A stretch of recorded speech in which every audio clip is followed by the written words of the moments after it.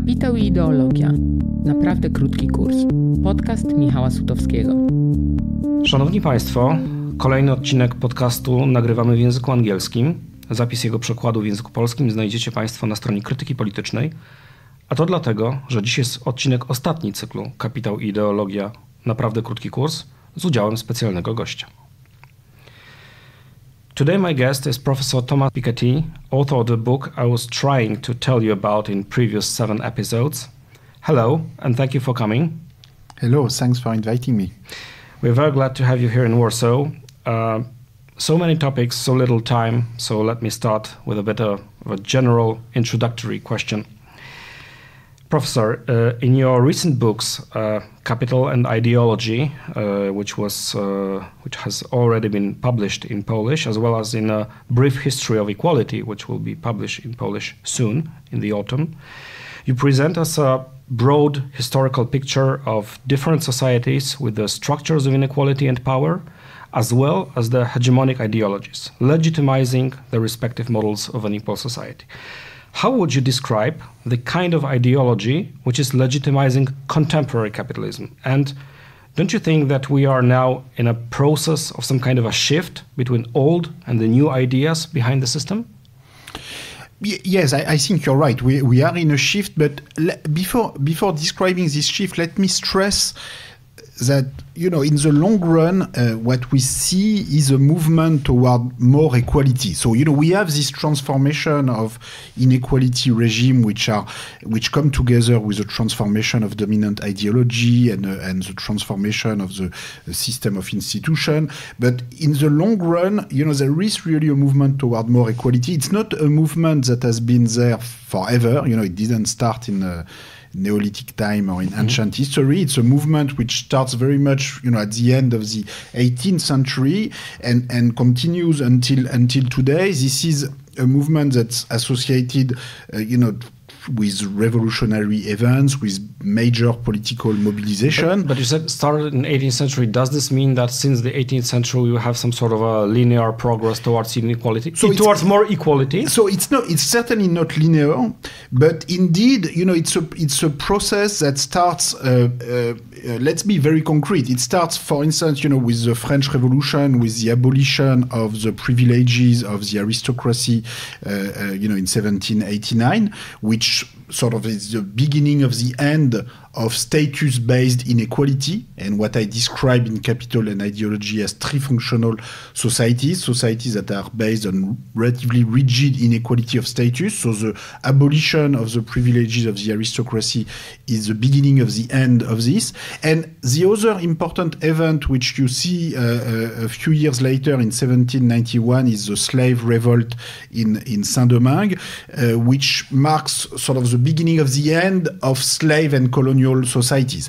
Now, these two movements, these two parallel movements, have two things in common which are important. First, you have revolts, you have popular revolts. So it's not something, this movement toward more equality is not something that happens naturally. That enlightened reformists are just introducing more and more equal institutions. No, it takes major social struggles. In the case of the abolition of the privileges of the aristocracy, without the Bastille Day and July the 14th, and even more importantly, without all the peasant revolt in the French countryside in the summer of 1789, it's not clear that there would have been an abolition of the tax privileges and other legal privileges of the aristocracy. And if we talk about the slave revolt in Saint-Domingue, it was really a slave revolt, and it was not a decision taken by an enlightened elite in Parisian salon. It's only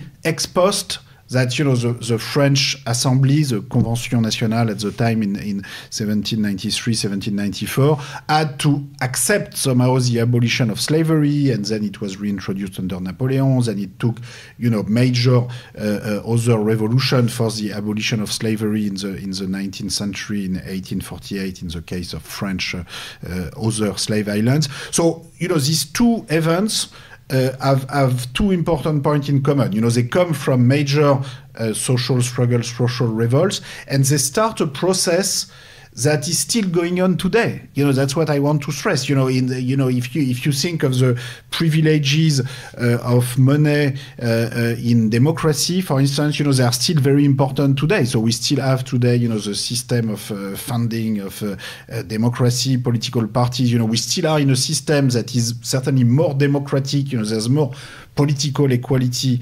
or even economic or social equality today than at the time of the French Revolution. But, this process is still going on. It has continued during the 19th century with the rise of universal suffrage for men, then for women in the 20th century, with the labor movement, the beginning of the labor movement in the 19th centuries, and the social security, progressive taxation in the 20th century, and it's still going on today with the Me Too movement, the Black Lives Matter movement, and other social struggles for more equality. And if you think to the end of slave societies and colonial societies, you have to wait until the civil war in the US, the decolonization war in the 20th century, and today we still have a lot of racial discrimination within countries and enormous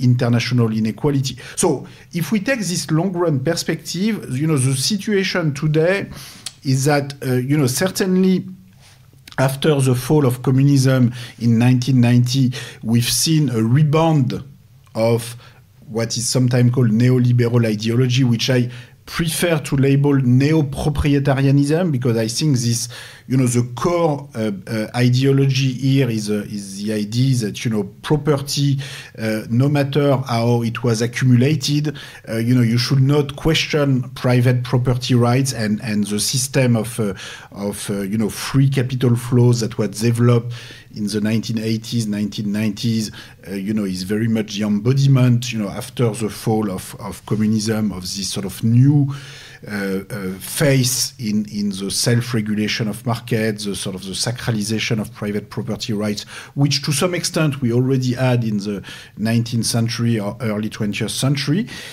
But what I would like to add to this is first that, this should be put into the perspective of this long-run movement toward more equality. So, even with neoliberalism and neo-proprietarianism today, we live in much more equal societies than we used to.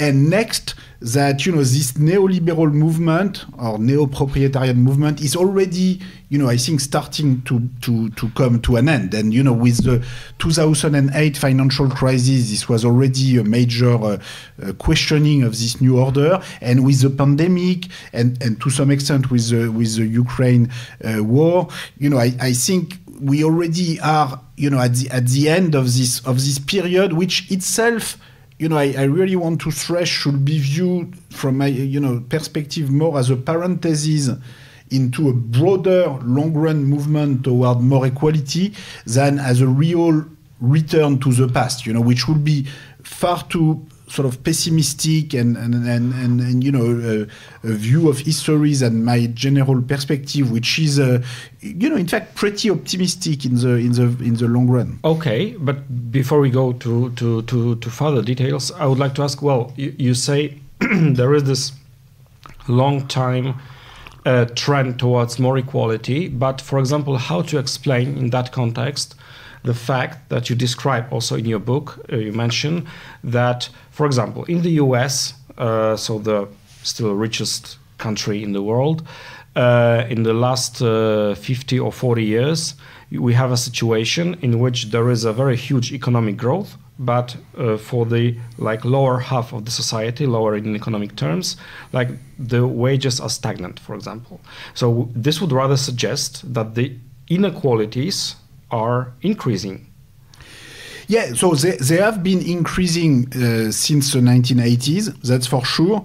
But even though they have been increasing, they are still lower today than what they were a century ago. That's true in the US. That's even more true in Western Europe. So, if you compare the distribution of income in Western Europe today with the distribution of income in 1914, at the eve of World War I or in the 19th century, it's still much more equal today. Now, at the same time, so, there are two things which are true at the same time, which are sometimes difficult to put together. One is we live today in more equal societies than a century ago.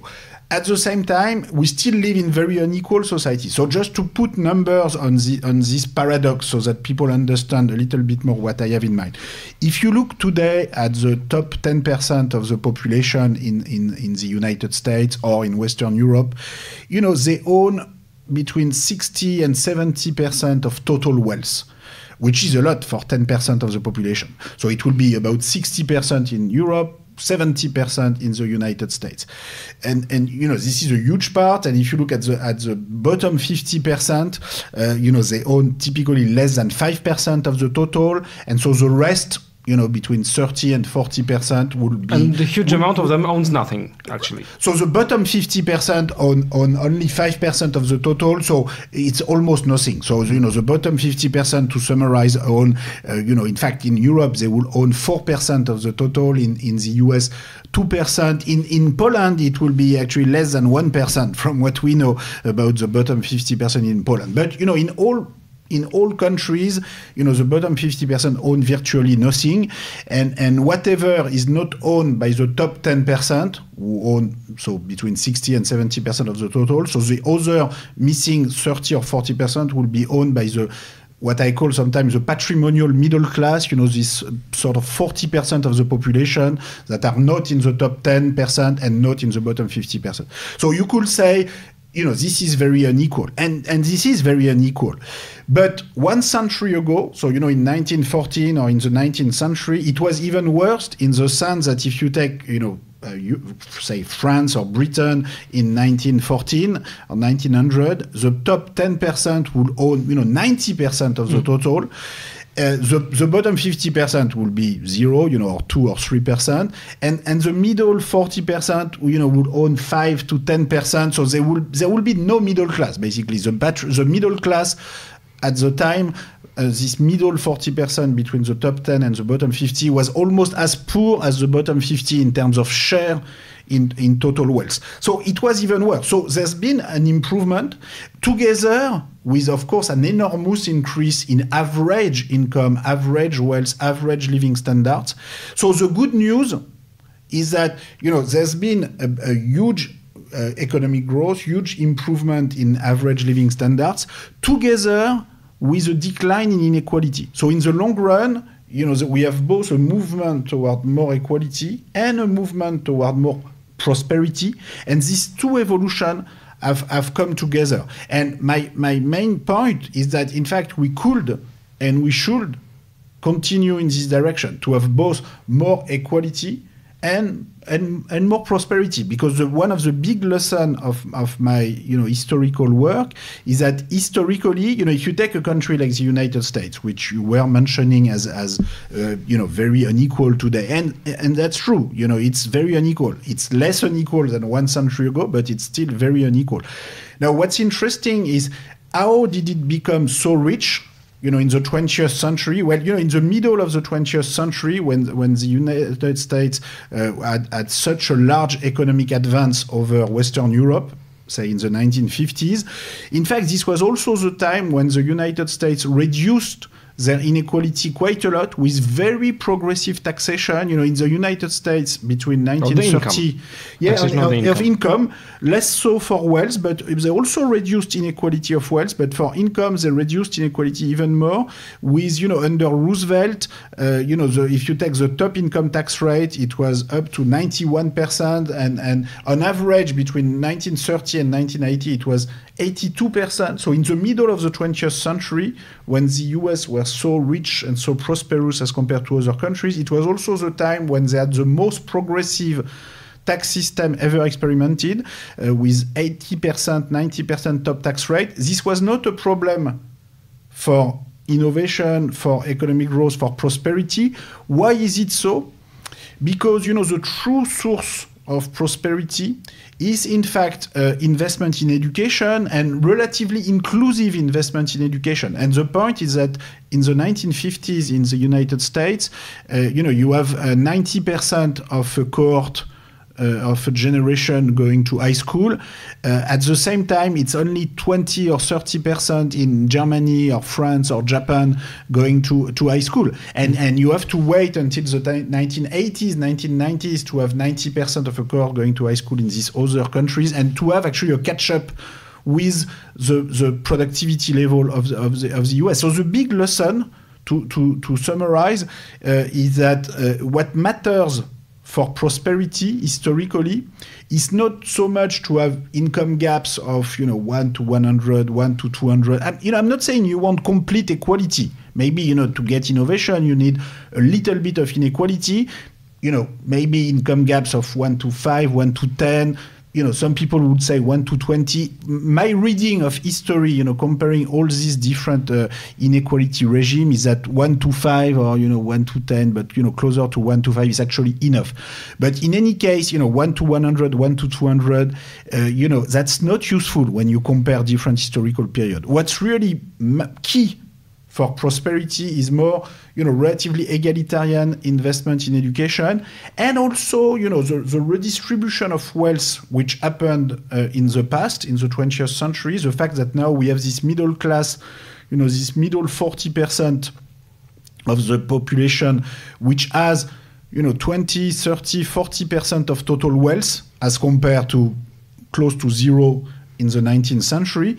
I think this contributed not only to make society more democratic, but also to make it more innovative, because this brought, more people from the middle class to be able to create a business, to own their own firm, to own their own house.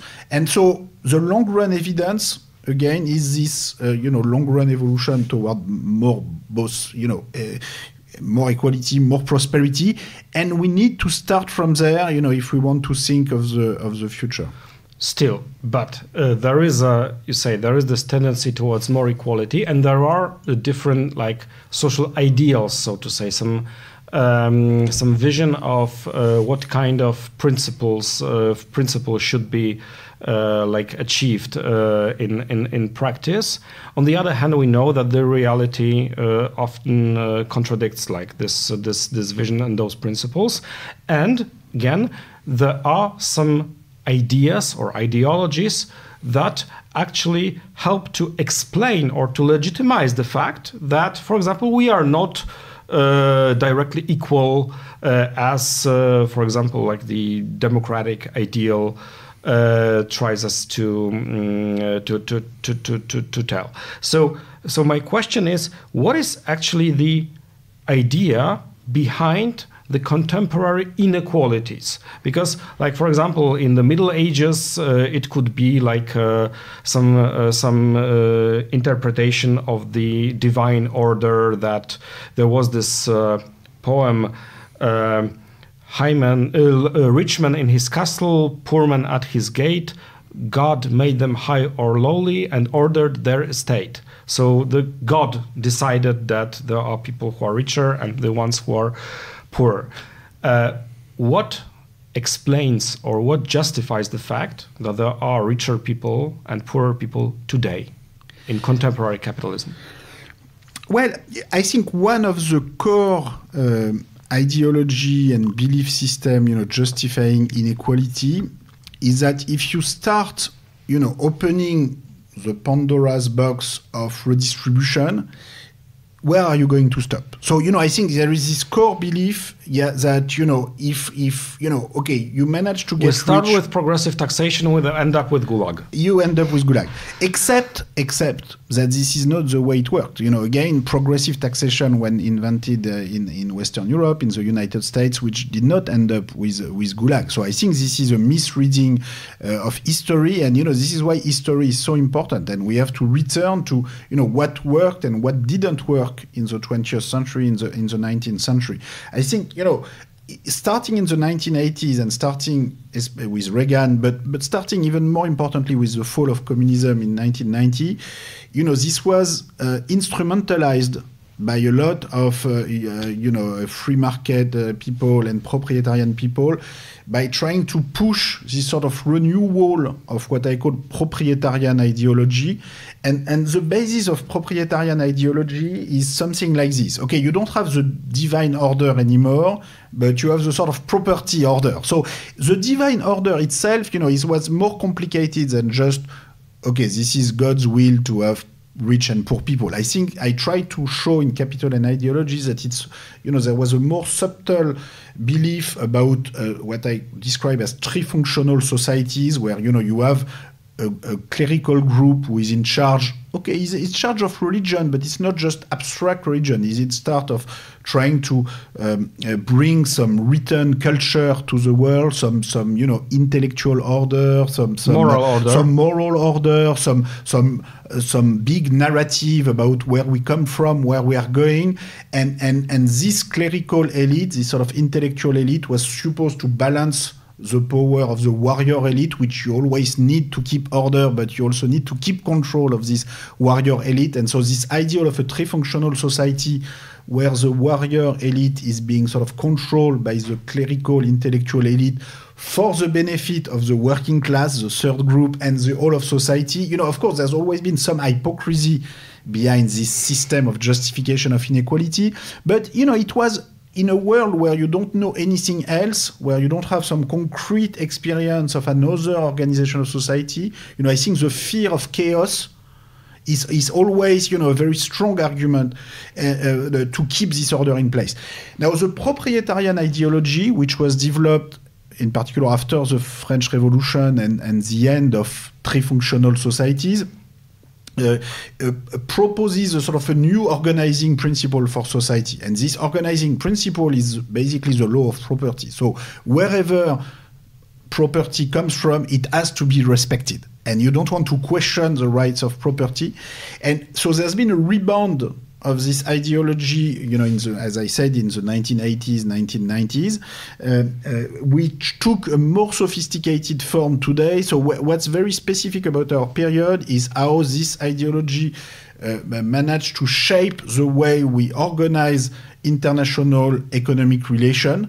And now we think of it as globalization, but in fact it's only one very particular way to organize globalization, in particular with the principle of free capital flow. So here the core ideology is, okay, you can use the infrastructure of a country, the school system, the public infrastructure, the legal infrastructure of a country to accumulate wealth, to make a fortune, and then you can click on a button, transfer your wealth to another jurisdiction, and no matter what, there's nothing has been planned to track down who owns what where and to make you contribute to taxation. So that's the core of organizing principle, which I think is very dangerous in the long run, because basically this is what makes the richest individual, the largest firm, able to avoid taxation, in particular to avoid regulation. This is also very convenient for Russian oligarchs, and I think today we have a problem with the current situation because we would like to do something for to punish these people, but in fact, there's a lot of hypocrisy in the West about that because Western countries are actually responsible for setting up this system of free capital flows with no control at all, which has made Russian oligarchs very rich, but which also made Western billionaires very rich. And I think if you want to try to find some positive justification for this system, which is not so easy, but the positive justification ideology will be, okay, maybe this system can be very unfair, but again, if you start questioning this property rights, if you start redistributing wealth, where are you going to stop? So, societies need a sort of organizing principle. If you don't have the divine order, the order of property, the religion of property can be, except that in the end, it doesn't work. In the end, it creates such an unfair economic system with, the middle class and the working class paying higher tax rate than the billionaire, small and medium companies paying higher tax rate, in France or in Poland than large multinational firms. At some point, this is what brings, people against this order. Sometimes, of course, nationalist group and, sometimes xenophobic group, use this anger in order to develop their own nationalist ideology, which is one of the worst consequences of this equilibrium. This ideology based on the absolute protection of property rights, of course, is not solving the big social problem of the time. It's not going to solve the challenge of global warming, for instance. So I think in the end, we have to change, and we have to, to return to this sort of long-run historical path where, in fact, the rights of property owners have been counterbalanced by the rights of workers, by the rights of, consumer association, by the right of local government. And I think in the long run, modern prosperity and modern democratic institutions have come together with a sort of desacralization of property rights. And so I think there's something very archaic, in this sort of new proprietarian ideology of sort of absolute sacralization of property rights. Because, at the end of the day, all wealth creation is the outcome of a collective process. It relies on millions of workers, engineers. The idea that you have a unique genius was created billions and billions of wealth. We all rely on the accumulation of knowledge since the beginning of mankind. And in the end, societies invent private property only because, to the extent that it can be a useful institution to coordinate individual action, and only to the extent that we keep under control, how much concentration of private property and economic power you have in a few hands. And the experience of the progressive taxation under the 20th century is that it didn't lead to the Gulag, but in fact not only it didn't lead to the Gulag, but it worked pretty well. And again, the prosperity of North America, Western Europe, in the 20th century came with this rise of progressive taxation, rise of more workers' rights in companies, and this is this process we need to continue. Okay, continue, because the question is that if you say if you speak about America from like a post World War II period with a high progressive income taxation, much stronger unionization of the working class and so on, then of course arises the question that, okay, social democratic period is, I think rightfully so, perceived as the golden era of Western capitalism, so with very high growth rates and the lower social inequalities, economic inequalities than ever. But can you imagine? You said continue that idea and that processes and that mechanism. But can we imagine a more egalitarian society now, but, for example, without economic growth, because we know that environmental so-called decoupling of the growth of the economic growth from using more of raw materials or emitting more CO2, that this decoupling seems quite doubtful now, and of course we have another political and economic powers challenging Western economic hegemony. So, because Western economic hegemony was the factor in that period you mentioned, the social democratic era, and the other one was that growth was not a problem, meaning that, of course, we could discuss how to achieve it, but the growth in itself was something desirable and unquestionable, actually. And it was not so much important whether we live in capitalism or in socialism. Socialism was also supposed to grow as much as possible. Now there is a problem with growth as such, and there is, of course, this geopolitical, geoeconomical problem with another superpowers competing successfully with the West. So how can we continue that mechanisms, that processes that brought about prosperity and equality, more prosperity, more equality, today in such different circumstances? So there were many limits, to this post-World War II social democratic golden age in terms of environmental, sustainability, obviously, but also in terms of gender inequality, in terms of racial inequality, in terms of international inequality. So, the economic system under this period, and, even today, of course, was very hierarchical between the core and the periphery. And, this was supposed to be the end of colonialism, but, this took very brutal war to get there. And the kind of neo-colonial economic system that was established after that was not, in many cases, not that much better. So, we should not sacralize, certainly not sacralize this age, which had lots of limitations. So what we need to take from this historical period is the positive aspects. So, the rise of equality in access to education, else, as compared at least to the other previous societies. We need to go further in this direction. Progressive taxation of income was a big success. We need to go further and move to progressive taxation of wealth.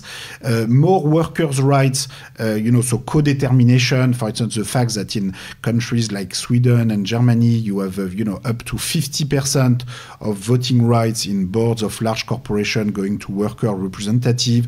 This worked pretty well, to involve workers in the long-run strategies of company. Remember, shareholders still have 50% plus one, but, if workers have, in addition to their 50% of voting rights as workers, if in addition they have 10 or 20% of the shares, capital of the company, or if a local government has 10 or 20% of the share of the company, then this means the majority can shift even in front of a shareholder who has 80 or 90% of the shares of the company. So I can tell you that from the point of view of these shareholders, this is like communism, and French shareholders or British shareholders or US shareholders, they don't want to hear about that, except that it worked pretty well.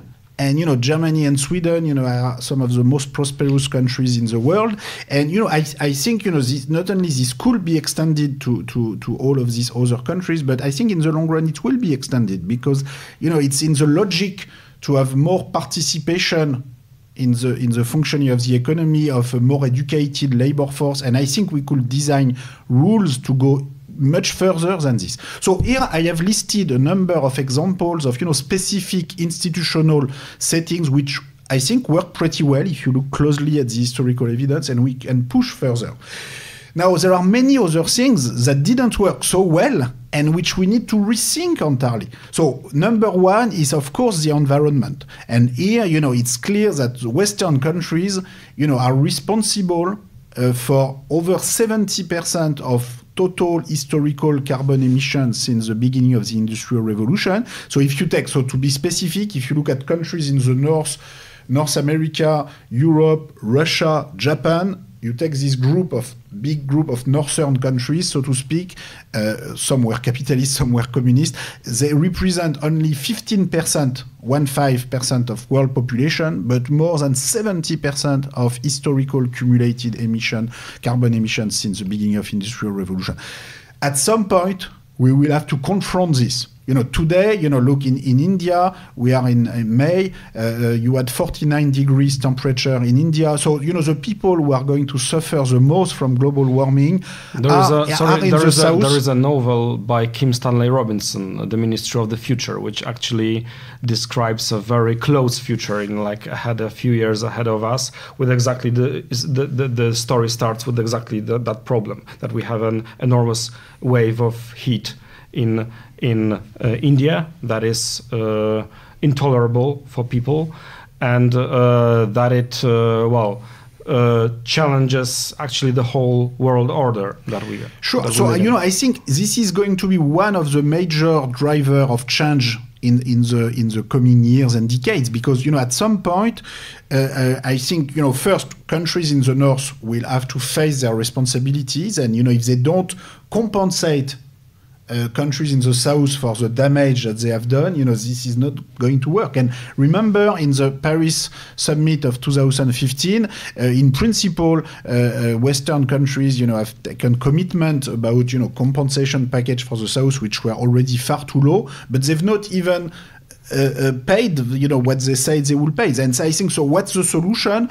Well, I think when we talk about, for instance, reform of the international economic system and the international tax system in particular, we will need, to have a share for the South of, all the tax revenue on large multinationals or on top billionaires of the world. If you take the richest economic actors in the world in general, we will need to rethink the tax system so that a share of the tax revenue coming from these most powerful economic actors will benefit to countries in the South. And one of the big limitations of the discussion we had in 2021 about the reform of multinational taxation. So remember, there was the agreement, which is still in the process of being implemented, about a minimum tax rate of 15% on multinational corporation. So the good news is that it's possible to have international agreement in this arena. The bad news is that 15% is far too small, and also that we will need a progressive tax on billionaire. Just taxing multinational profit is not enough. But the even worse part is that the countries in the south didn't get any significant share. So basically, it was a transfer of profits that were located to tax havens to profits that will go to pay tax in the US, in Germany and France, etc. But there's very little for the South. There's very little for Eastern European countries also. But generally speaking, we have to rethink the distribution of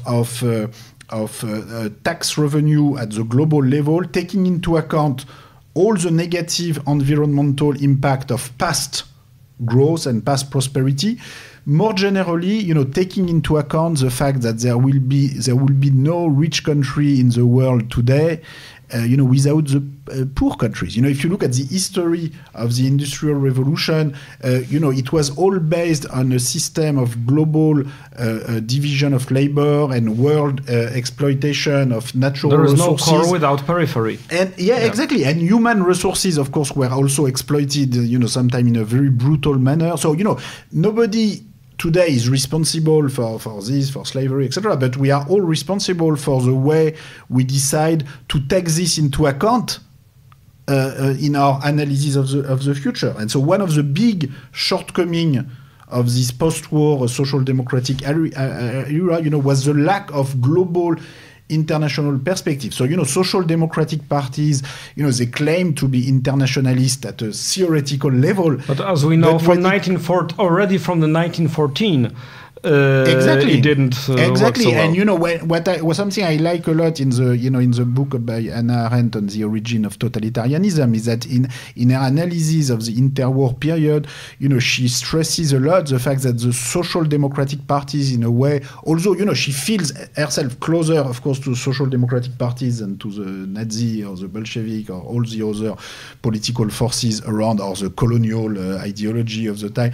But what she stresses very well is that at least the Bolshevik or the Nazi or the colonial people, they knew that they need a sort of world politics in order to confront the world economic system, whereas social democratic party believed in nation state, actually. But this is the horizon that is enough, actually. But it's not enough. That's the point. And it was not enough in the interwar period, and it's not enough today. So if you have these international economic linkages, both in terms of environmental pollution, in terms of natural resources, you also need to have a thinking about the political solidarity and the political mechanism. And I think this view that complete competition between territories, between people, could lead spontaneously to some harmonious social orders. I think some of the difficulties we have today between the west of the European Union, the east of the European Union, with Russia, with Ukraine, and of course with countries in the south, come from this illusion that, competition between territories spontaneously lead to, an harmonious distribution of wealth, etc., etc. And, that's, of course, a very easy discourse from the point of view of the dominant economic players, Western economic powers, and the most powerful actors within these countries. But in fact, this doesn't work like this. Just to add one word on the environmental challenges, you have this enormous inequality between the North and the South in terms of historical responsibilities and, who's going to bear the cost. You also have enormous inequality within each country. So, within the South, you have some very rich people, some very poor people. And within the North, if you look at the European Union today, we know we have to reduce our carbon emission. But in fact, if you look at the bottom 50% of the population, the bottom 50% average European today, they have an average carbon emission per capita of about 4 to 5 tons per capita. It's still too high, it should go down towards 3 or 2, in the coming decades, but it's almost, in line with our collective objective for 2050. The problem is that if you look at the top 10% of the population in Europe today, they have an average carbon emission of 25 to 30 ton per capita. And if you look at the top 1% of the European population today, they have an average emission of 120 ton per capita, which is already the level of the top 10% in the US. Now, if you tell people in the bottom 50%, in Poland or in France, you have to decrease your emissions. Yeah, if you tell them, well, look, we're going to have a huge proportional reduction in everybody's carbon emission. You're going to pay a big carbon tax. You're going to have higher energy tax. And these people, you're going to have a gigantic yellow vest movement everywhere, because people in the bottom 50% will tell you, okay, maybe we need to change something. But to begin with, you need to take the people at the top, who have 20 tons per capita, 100 tons per capita. And so if you don't reduce drastically the level of inequality that we have within countries, I think there will be no solution to the global warming crisis. You mentioned yellow vests. I think the problem is that it was not just the PR problem, meaning that, okay, this was maybe not a good idea to parallelly increase the taxation on fuel that touches mostly like the people commuting to the job, and on the other hand dismantling this taxes on huge fortunes. Yeah, that was pretty much the same time, so people naturally combined both things and said, okay, you guys from Paris, from all those great schools, you just figured out the idea how to deal with your problems, with your great problems of the planet, but pushing the burden onto ordinary people. And on the other hand, at the same time, helping your rich friends from those same schools, to pay less taxes. But this is something more than just bad timing of policies. It's much more than that. Well, here it was the Yellow Vest movement in France in 2018. Was due to it was what the French government did at the time was a caricature of what you should not do. They increased carbon taxation, and this brought about 5 to 10 billion euro in extra tax revenue during the year. And the same year, they used this same tax revenue to suppress the wealth tax on the top 1% and to suppress progressive taxation on capital income and to have a flat tax on capital income. And people could really see it. Usually it's a bit hidden, it's a bit dissimulated when you have a fiscal injustice. But here, we had this young French president, going on TV and saying, okay, yeah, that's what I'm going to do. And the country went crazy.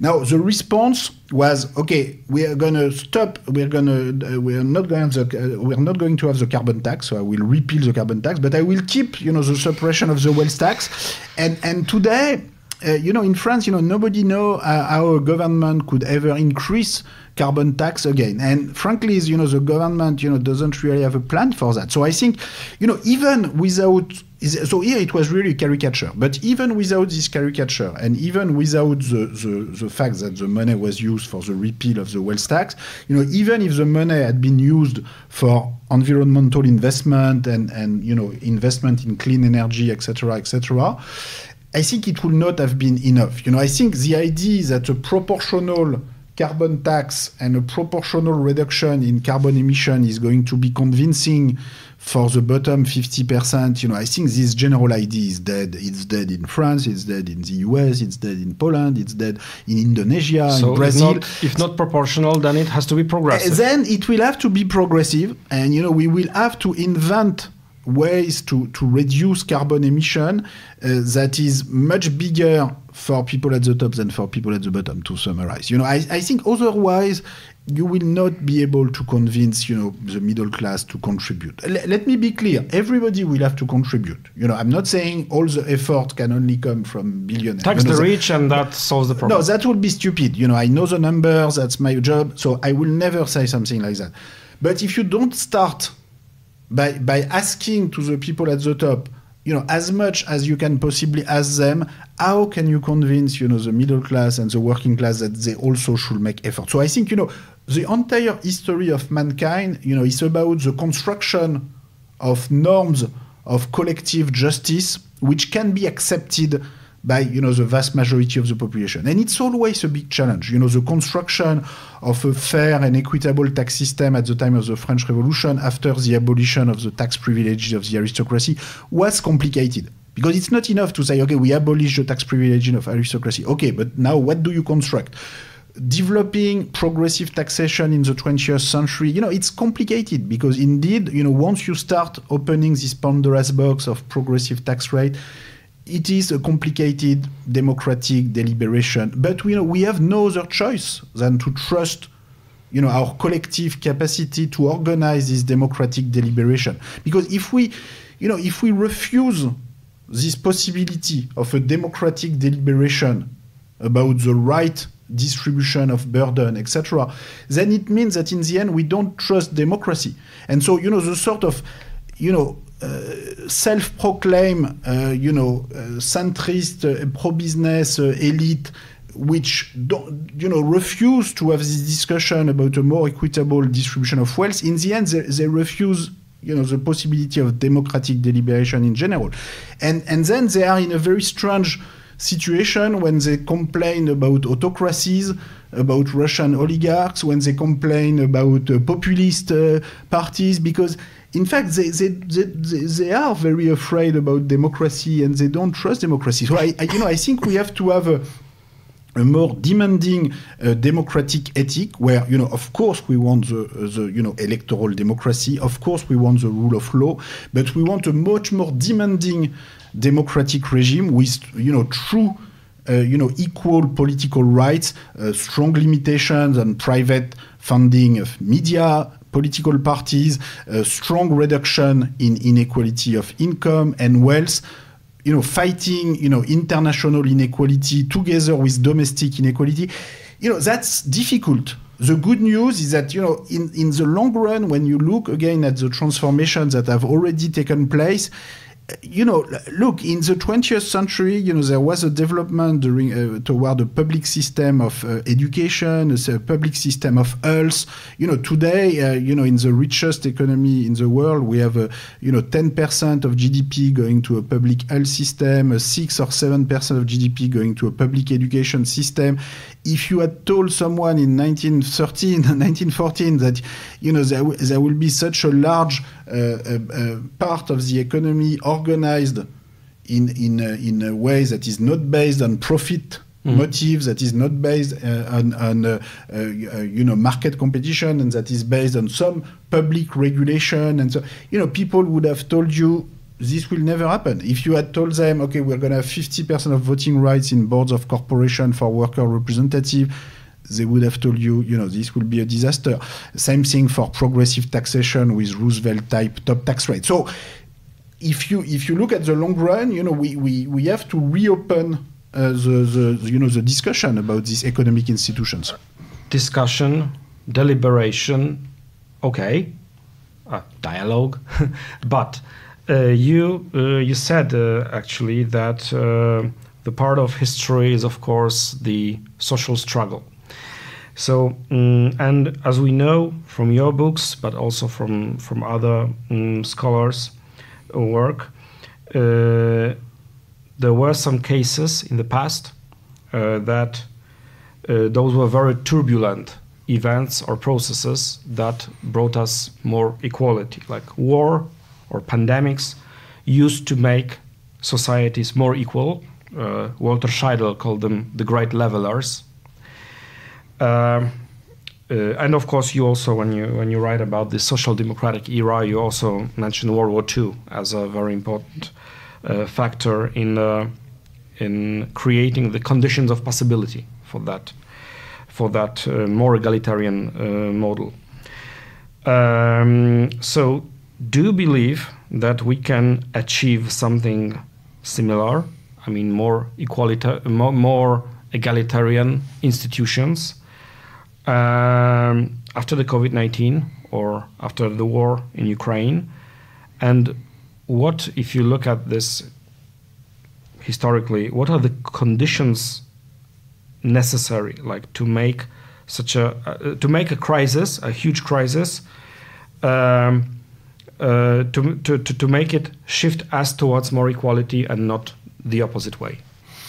Because there were wars after which we had more equality, and like World War II, and probably we could find a lot of examples where the outcome was the opposite. Yeah, exactly. So that's why, I don't, Scheidel stresses that, wars are sort of necessary or even the only circumstances where we move toward more equality. I don't share, this conclusion because, I think wars are not necessary to bring more equality, and they are not sufficient to more equality. Wars can lead to, first, wars are very negative in their first impact, and sometimes, they can be even worse in their longer term impact. So, I think what's more important is the possibility to construct through collective organization, political parties, political movement, trade union, new form of collective organization. Media, of course, have a very large role to play. Social scientists also have a more modest role to play by writing books. But, I think what's more important is to have collective political movement, political organization, developing a platform. That's why, I'm trying to be very specific about what kind of progressive taxation, what kind of system of educational funding, what kind of system of transnational assemblies in order to vote together a system of carbon taxation, budget for the, environmental investment. And, we need this platform. We need also to have more hope in our collective ability to transform this platform. Then, will democratic deliberation be enough? Of course, I'm trying to push for that, and I'm very impressed by the fact that in some big historical, there are big historical examples where actually it works like that. If you look at the invention of progressive taxation in the United States under Roosevelt, it's not so much, World War I, World War II were less important than certainly the Great Depression and in the US, and also were less important than the fact that the US, democratic institution and public opinion, sort of design, there was a strong movement that, wanted to reduce inequality and that, sort of today, so if you take the example today, 10 years ago in the United States, nobody was talking about introducing a progressive wealth tax. I can tell you, in 2014, 2015, I had a public debate with Elizabeth Warren in Boston, and at the time, I was pushing for a wealth tax with a top tax rate on billionaire of 5%, 10% per year, and she said, "Oh, that's a lot, that's too much." And then in 2020. During the Democratic primary, Elizabeth Warren and Bernie Sanders, were proposing a progressive wealth tax with top tax rate of 8%, 10%. And, even Joe Biden today, who actually was in favor of Reagan Tax Reform Act of 1986, reducing the top income tax rate to 28%. So he was really a Reagan Democrat.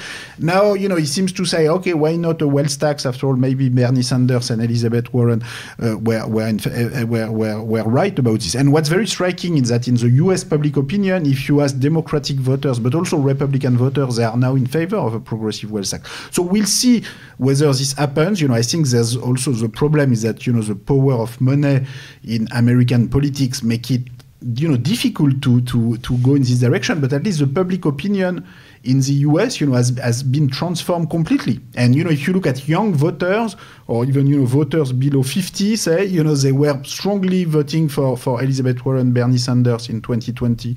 And Biden won only with the older voters of the, Democratic electorate. So let's wait. We can have some quick surprise here. To take another example in history of a success of democratic, mobilization, which is very striking in Europe, is the example of Sweden, which we today look at as very egalitarian country, although, since eternally social democratic, actually. Eternal social democracy. Well, except that, in fact, first, since 1990, unfortunately, this country has moved away from, from its social democratic heritage to some extent, although it is still one of the less unequal countries in the world. I think they have too much turn against their heritage. But what I wanted to say is that in the early 20th century, Sweden was actually one of the most unequal countries in the world, and in particular in Europe, with a particularly sophisticated way of organizing its inequality, in the sense that you had a voting system where first only the top 20% male voters could vote, which was very common in 19th century Europe or even early 20th century Europe.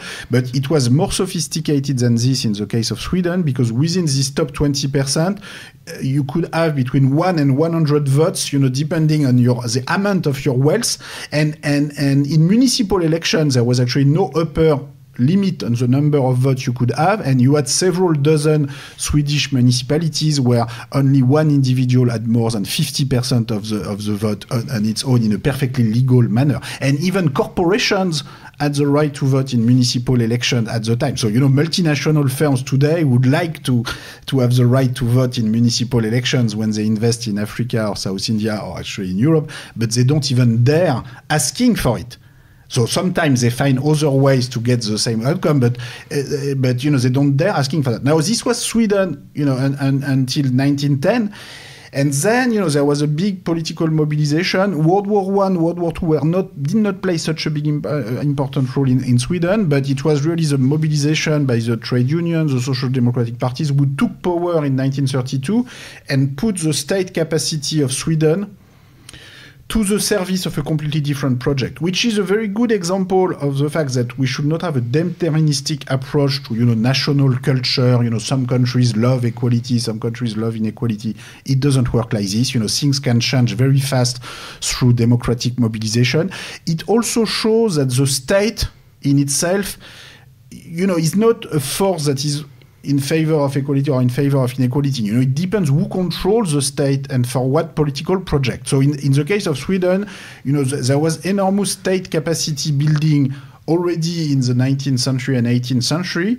But then the Social Democrats in 1932 took control of the state capacity and used, the registration of income and wealth and property, which was used before to distribute more voting rights to rich people. But then they used it to make rich people pay more tax to finance a system of access to education and health, which is still imperfect. We've seen with the COVID the limitation of our health system, but which is still much better than anything else that has been built before. So, this is an example where you see,